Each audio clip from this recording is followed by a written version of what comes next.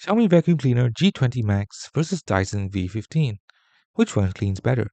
So first up, the Xiaomi G20 Max. It's designed to give you strong suction power at a more affordable price point. Its pros include having impressive suction for the cost, lightweight design, and a solid battery life. However, build quality isn't as premium. Fewer smart features and accessories are more limited compared to Dyson. Now, the Dyson V15. This is Dyson's flagship cordless vacuum with laser dust detection and advanced filtration. Its pros included having an industry-leading suction laser that reveals hidden dust, multiple attachments, and premium build. However, it is very expensive, heavier than Xiaomi, and sometimes overkill for small apartments. So here's the quick breakdown. If you want budget-friendly, powerful enough for everyday cleaning, and great value, choose the Xiaomi G20 Max.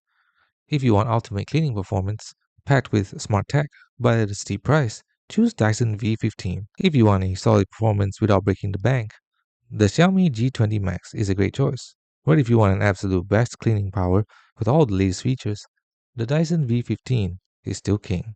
So which one are you choosing? Let us know in the comments. And as always, thanks for watching. Don't forget to like and subscribe for more videos.